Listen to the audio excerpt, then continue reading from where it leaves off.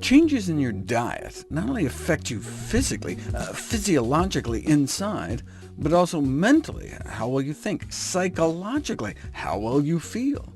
But you'll never know just how good you can feel until you put it to the test and try eating healthier. Welcome to the Nutrition Facts Podcast. I'm your host, Dr. Michael Greger. Today we look at the relationship between exercise and weight loss. And we start out with the question, can exercising in cool water undermine weight loss by leading to an increase in post-workout calorie intake? Swimming and aquatic exercise in general are popular alternatives to land-based activities such as walking or biking. The buoyancy helps take some of the weight-bearing stress off the joints, but swimming appears to be less effective for weight loss. Obese women were randomized into an hour a day of walking, cycling, or swimming. 6 months later, the walkers lost an average of 17 pounds. The cyclists lost an average of 19 pounds. And the swimmers didn't lose an ounce. In fact, they actually gained 5 pounds.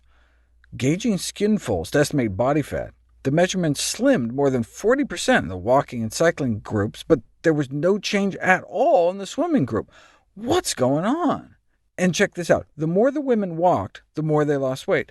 The more the women biked, the more they lost weight. But the more laps they did didn't seem to matter. Even an hour a day, no weight loss. What is going on? Well, it turns out that some exercise boosts appetite more than others. See, while land-based exercise does not stimulate a compensatory increase in appetite and calorie intake, the same cannot be said for water-based exercise. In contrast to walking, in contrast to running, and in contrast to cycling, swimming can significantly heighten hunger within hours. This may explain why swimmers tend to have more body fat than runners of equal caliber, even though they may be actually expending more calories during training. If anything, you'd think swimming might lead to even greater weight loss since you're losing heat to the water, but swimming didn't seem to work at all. The cold, it turns out, may actually be the culprit. If you exercise in warm water, about 90 degrees Fahrenheit, it does not boost your appetite more than exercising on land. After the same workout in cool water, about 70 degrees Fahrenheit, people can end up eating more than twice as much at a meal an hour later. Maybe they're just burning off extra calories to stay warm? No. Even at the same number of calories expended, people eat hundreds of calories more after exercising in cold water.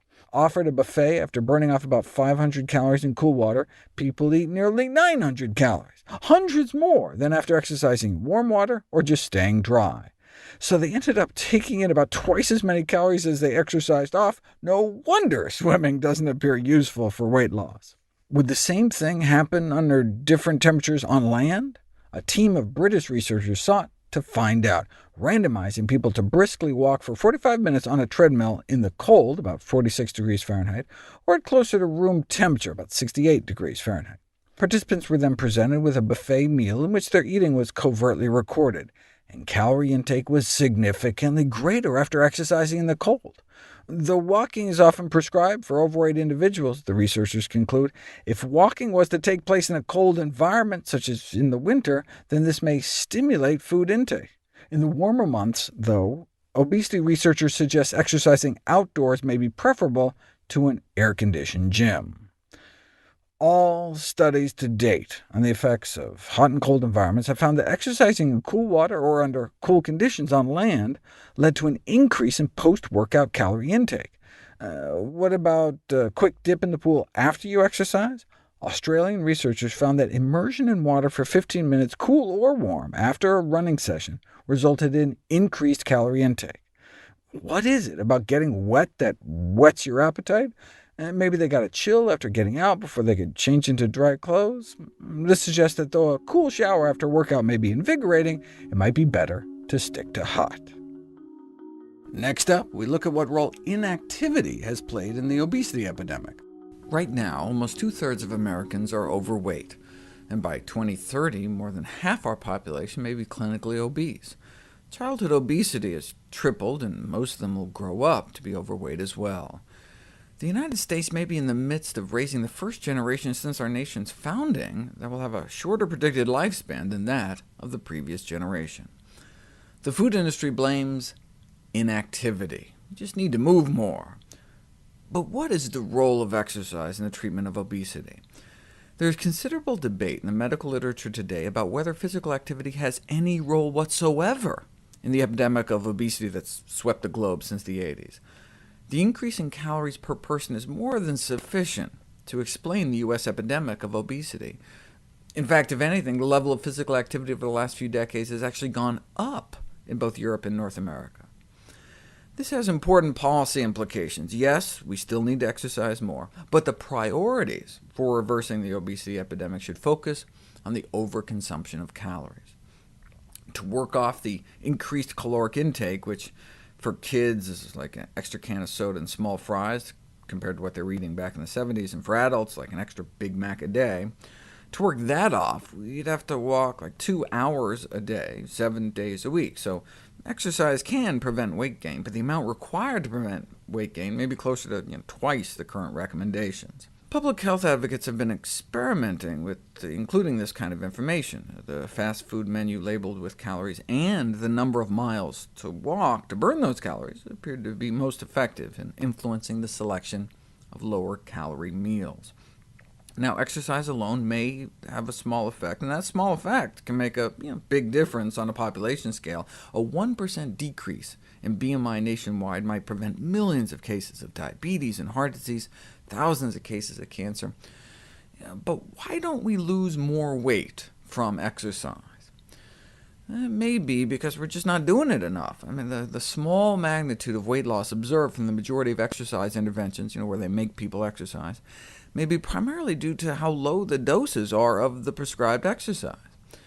People tend to overestimate how many calories are burned by physical activity. For example, there's this myth that a bout of sexual activity burns a few hundred calories. So hey, you could get a side of fries with that. But if you actually hook people up and measure energy expenditure during the act, and your study subjects don't get too tangled up with all the wires and hoses, though it may be nearly the metabolic equivalent of calisthenics, given that the average bout of sexual activity only lasts about 6 minutes, a young man might expend approximately 21 calories during sexual intercourse. Of course, he would have spent roughly 1/3 that just lying around watching TV, just basal metabolism. So the incremental benefit is plausibly on the order of 14 calories. So maybe we could have like 1 fry with that. Finally today, what's more important, diet or exercise when it comes to weight loss? You may be surprised at the answer. When trying to lose weight, which is most important, diet or exercise? This is what a survey found recently. The vast majority of those trying to lose or maintain weight believe that both monitoring food and beverage consumption and physical activity are equally important in weight management and weight loss. Most people go with equally important, then exercise, and then diet, and most people are wrong. Identified as one of the most common misconceptions about obesity in this recent review, the confusion about the leverage of exercise on body weight.